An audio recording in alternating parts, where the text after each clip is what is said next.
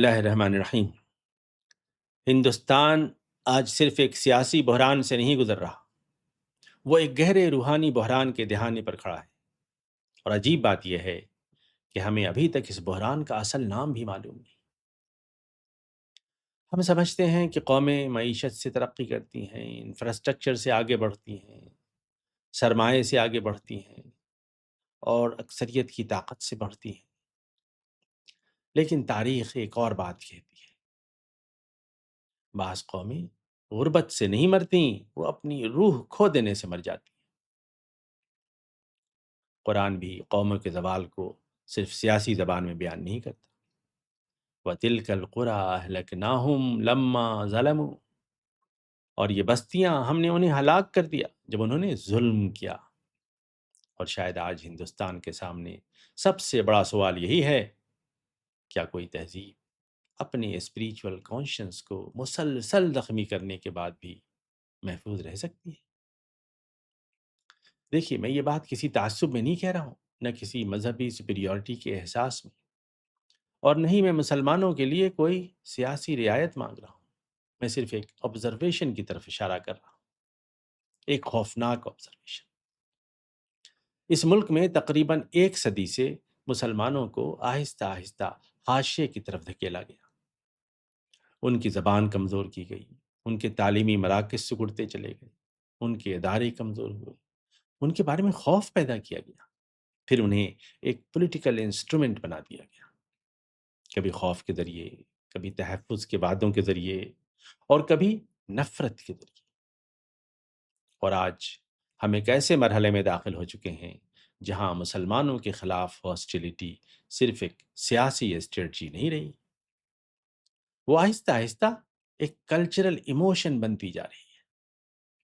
مگر شاید اس پورے عمل میں ایک بہت بڑی بات ہم سب کی نظروں سے اوجھل ہو گئی، اور وہ یہ ہے کہ مسلمان صرف ایک ڈیموگرافک بلاک نہیں ہیں، صرف ایک ووٹ بینک نہیں ہیں، خاص طور پر وہ مسلمان جن کے سینوں میں ابھی بھی قرآن کی عظمت زندہ ہے۔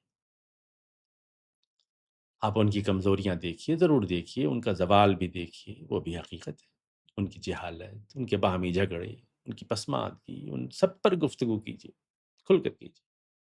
مگر ایک سوال سے فرار ممکن نہیں، یہ لوگ اپنی تمام کمزوریوں کے باوجود ابھی بھی قرآن کو خدا کا آخری پیغام مانتے ہیں، ابھی بھی رسول اللہ کی ناموس پر تڑپ اٹھتے ہیں، ابھی بھی قرآن کی بے حرمتی پر ان کے اندر کچھ ٹوٹ جاتا ہے۔ اور تاریخ میں ایسی قومیں صرف پولیٹیکل کیٹیگریز نہیں ہوتیں، ان کے ساتھ ایک انویزیبل مورل ویٹ بھی جڑا ہوتا ہے، اور شاید یہی وہ نقطہ ہے جسے ماڈرن پولیٹکس سمجھنے میں ناکام رہی ہے۔ دیکھیے، تاریخ میں ہر قوم کے اندر کچھ لوگ ایسے ہوتے ہیں جو صرف انسان نہیں ہوتے، وہ ایک اخلاقی یاد دہانی ہوتے ہیں، ایک اسپریچول انٹرپشن ہوتے ہیں، وہ معاشرے کو مکمل حیوانیت میں گرنے سے روکتے ہیں۔ کبھی وہ ایک نبی ہوتا ہے، کبھی وہ ایک امتی ہوتا ہے، اور کبھی ایک ایسی کمیونٹی جو اپنی تمام کمزوریوں کے باوجود ابھی بھی آسمان کی طرف دیکھنا نہیں بھولی۔ قرآن کہتا ہے کہ قومیں صرف اس لیے تباہ نہیں ہوئیں کہ وہ اکانومیکلی ویک ہو گئی تھیں، بلکہ اس لیے تباہ ہوئیں کہ انہوں نے ظلم کو نارملائز کر دیا تھا۔ وَتِلْكَ الْقُرَىٰ أَهْلَكْنَاهُمْ لَمَّا ظَلَمُوا۔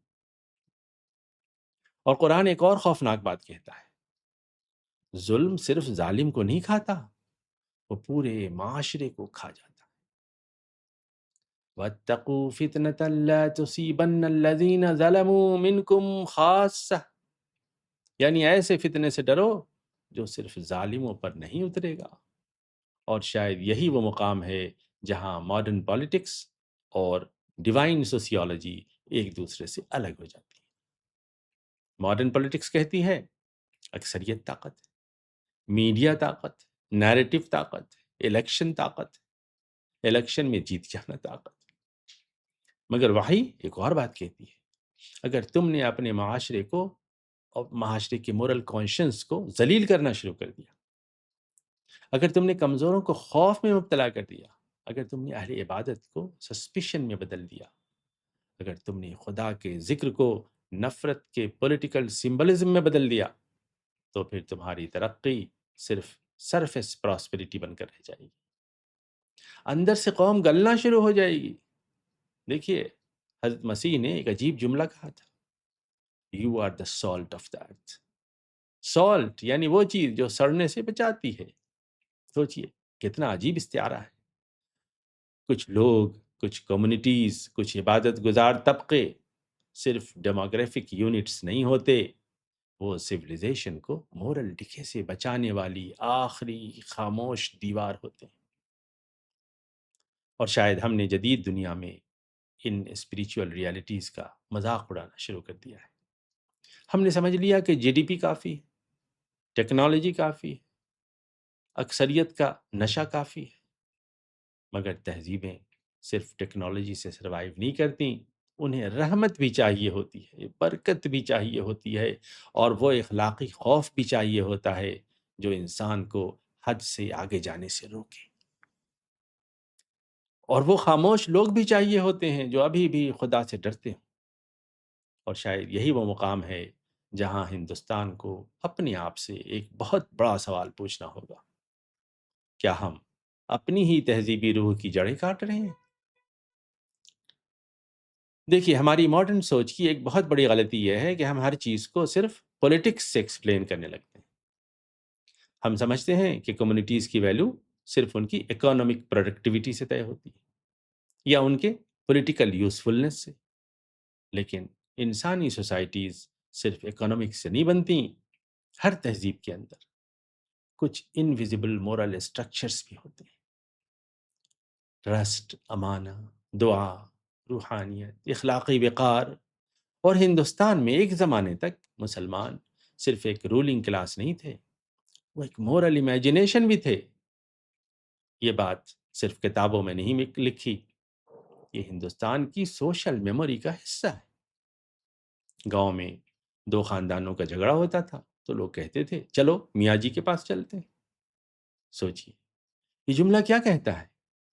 یہ صرف میڈیشن نہیں تھی، یہ ٹرسٹ تھا، یہ ایک اخلاقی پرسپشن تھا کہ شاید یہ آدمی طاقت سے نہیں، انصاف سے فیصلہ کرے۔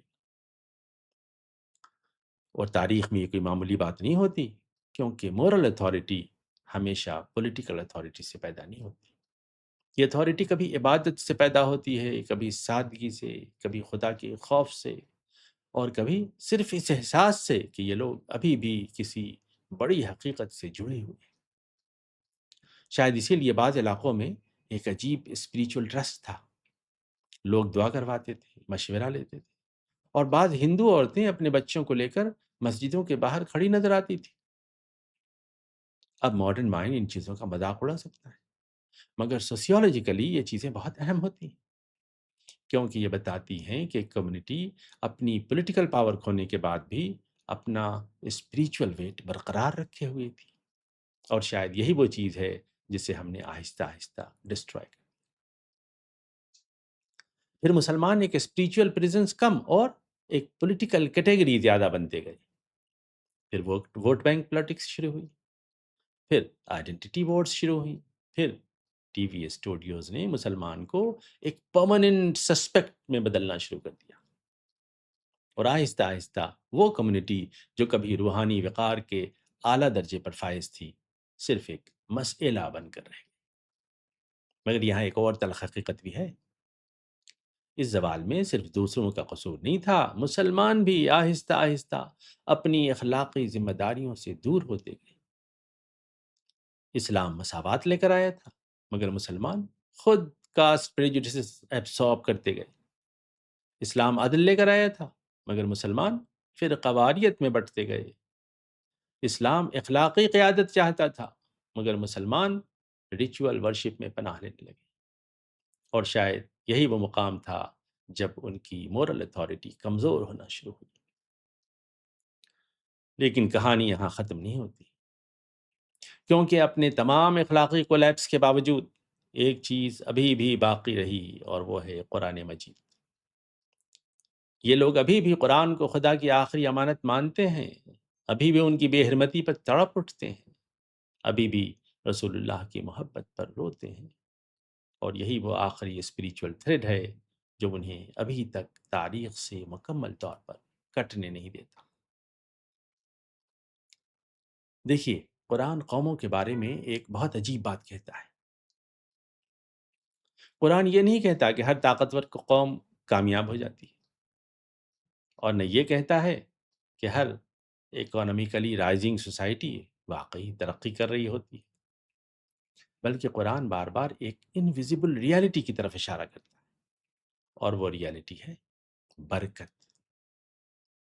برکت صرف ویلتھ نہیں ہوتی، برکت ایک ایسی کیفیت ہوتی ہے جہاں کم چیز میں بھی خیر ہوتا ہے، دلوں میں سکون ہوتا ہے، معاشرے میں ٹرسٹ ہوتا ہے، خوف کی فضا نہیں ہوتی، اور انسان ایک دوسرے کے لیے تھریٹ نہیں بنتے۔ اور قرآن کہتا ہے کہ اگر قومیں ایمان، تقوی اور اپنے نفس کو حد سے آگے جانے سے روکیں تو آسمان اور زمین کی برکتوں کے دروازے کھل جاتے ہیں۔ وَلَوْ أَنَّ أَهْلَ الْقُرَىٰ آمَنُوا وَاتَّقَوْا لَفَتَحْنَا عَلَيْهِمْ بَرَكَاتٍ مِّنَ السَّمَاءِ وَالْأَرْضِ۔ سوچیے کتنی عجیب بات ہے۔ ماڈرن سویلائزیشن صرف ریسورسز کاؤنٹ کرتی ہے، قرآن رحمت کاؤنٹ کرتا ہے، اور شاید یہی وہ مقام ہے جہاں ماڈرن پالیٹکس وحی کی اس زبان کو سمجھنے سے قاصر ہے۔ وہ سمجھتی ہے کہ نیریٹو کنٹرول کافی ہے، میڈیا کافی ہے، اکثریت کافی ہے، ریاستی طاقت کافی ہے، مگر قرآن ایک اور بات کہتا ہے۔ اگر تمہارے معاشرے میں ظلم نارملائز ہو جائے، اگر ایک پوری کمیونٹی خوف میں جینا شروع کر دے، اگر اہل عبادت سسپیشن کی علامت بنا دیے جائیں، اگر خدا کے ذکر کو نفرت کے پولیٹیکل سمبلزم میں بدل دیا جائے، تو پھر ایک انویزیبل کوروژن شروع ہو جاتی ہے، اور یہ کوروژن صرف موریلٹی کو نہیں کھاتی، یہ آہستہ آہستہ تہذیب کی روح کو کھانے لگتی ہے۔ ہندوستان کی قدیم روایتیں بھی کچھ ایسی ہی بات کہتی ہیں کہ جب ادھرم بڑھتا ہے تو صرف اخلاقیات نہیں گرتی، پورا سماجی توازن بکھرنے لگتا ہے۔ پھر لوگوں کے پاس سب کچھ ہوتا ہے مگر سکون نہیں ہوتا، ترقی ہوتی ہے مگر تشویش بڑھتی جاتی ہے، ٹرسٹ ختم ہونے لگتا ہے، شہر بڑھتے ہیں اور دل چھوٹے ہوتے جاتے ہیں۔ اور شاید یہی وہ مقام ہے جہاں سویلائزیشنز باہر سے تو لگتا ہے کہ ترقی کرتی ہیں، مگر اندر سے کولیپس شروع ہو جاتا ہے ان کا۔ دیکھیے، میں یہ نہیں کہہ رہا کہ مسلمان پرفیکٹ ہیں، اور نہیں میں یہ کہہ رہا ہوں کہ صرف مسلمان ہی خدا کے محبوب ہیں۔ میں صرف ایک بات کہہ رہا ہوں، اگر کسی معاشرے میں ابھی بھی لاکھوں لوگ ایسے موجود ہوں جو دن میں 5 بار خدا کے سامنے جھکتے ہوں، جو ابھی بھی قرآن کو مقدس مانتے ہیں، جو ابھی بھی رسول اللہ کی محبت میں آنسو بہاتے ہوں، تو ایسے لوگوں کو مسلسل ہیومیلیشن میں دھکیلنا صرف ایک پولیٹیکل ایکٹ نہیں رہتا، وہ آہستہ آہستہ ایک تہذیبی المیہ بننے لگتا ہے۔ یہی وجہ ہے کہ تقریباً تمام مذہبی ٹریڈیشنز میں مظلوم کی آہ سے ڈرایا گیا ہے۔ قرآن، بائبل، بھگوت گیتا، گرو گرنتھ صاحب، سب میں ایک مشترک خوف موجود ہے کہ جب طاقت تکبر میں بدل جائے اور کمزور مسلسل ہیومیلیشن میں جینے لگیں تو تہذیبیں اپنی برکت کھونا شروع کر دیتی ہیں۔ اور شاید ہندوستان کو آج اپنے آپ سے یہی سوال پوچھنا چاہیے، کیا ہم واقعی ترقی کر رہے ہیں یا آہستہ آہستہ اپنی روح کھوتے جا رہے ہیں، برکت کھوتے جا رہے ہیں؟ دیکھیے، میں یہ نہیں کہہ رہا کہ مسلمان اپنا فرض ادا کر رہے ہیں، شاید وہ بھی اپنی ذمہ داریوں میں شدید ناکام ہوئے۔ انہوں نے قرآن کو سمجھنے کے بجائے صرف رسموں میں بدل دیا ہے، انہوں نے عدل کھو دیا، علم کھو دیا، اخلاقی قیادت کھو دی۔ لیکن ابھی ایک چیز باقی ہے، ایک زخمی مگر زندہ تعلق خدا کی آخری امانت کے ساتھ۔ یہی وجہ ہے کہ مسلمانوں کو صرف سوسیولوجی سے سمجھنا ناکافی ہے، کیونکہ یہاں صرف پولیٹکس نہیں چل رہی، یہاں وحی کی میموری بھی موجود ہے، اور شاید یہی وہ چیز ہے جسے نفرت کی سیاست سمجھنے میں ناکام رہی۔ دیکھیے، میں یہ گفتگو کسی کنفرنٹیشن کے لیے نہیں کر رہا، اور نہ ہی میں مسلمانوں کے لیے کوئی خصوصی سیاسی رعایت مانگ رہا ہوں۔ میں صرف ہندوستان کے ضمیر سے ایک سوال پوچھ رہا ہوں، کیا کوئی تہذیب اپنے ہی اسپریچول فیبرک کو مسلسل زخمی کرنے کے بعد واقعی محفوظ رہ سکتی ہے؟ سوچئے، یہ ملک صرف زمین کا ایک ٹکڑا نہیں، یہ صدیوں کی دعاؤں سے بنا ہے، مندروں کی گھنٹیوں سے، مسجدوں کی اذانوں سے، گردواروں کی آوازوں سے، فقیروں کی دعاؤں سے، ماؤں کی آہوں سے اور مظلوموں کے صبر سے۔ ہندوستان صرف ایک جغرافی نہیں ہے، وہ ایک روحانی تجربہ ہے۔ مگر جب نفرت ایک نارمل ایموشن بن جائے، جب ایک پوری کمیونٹی خوف میں جینا شروع کر دے، جب عبادت سسپیشن کی علامت بن جائے، جب سڑکوں پہ نماز خطرے کی علامت بن جائے، جب قرآن، اذان، حجاب اور مذہبی شناخت کی ہر علامت نفرت کے پولیٹیکل سمبلز بنا دیے جائیں، تو پھر صرف ایک مذہبی اکائی زخمی نہیں ہوتی، ملک کی روح زخمی ہونے لگتی ہے۔ اور شاید ہندوستان کو آج اسی خطرے کا سامنا ہے۔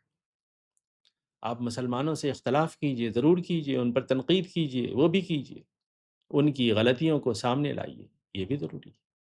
مگر ایک ایسی قوم کو جس کے اندر ابھی بھی خدا کا خوف مکمل طور پر مرا نہیں، جس کے اندر ابھی بھی قرآن کی عظمت زندہ ہے، جس کے اندر ابھی بھی رسول اللہ کی محبت پر آنسو بہانے والے دل موجود ہیں، اس قوم کو مسلسل ہیوملیشن میں دھکیلنا صرف ایک پولیٹیکل مسٹیک نہیں، ایک سویلائزیشنل مسٹیک ہے۔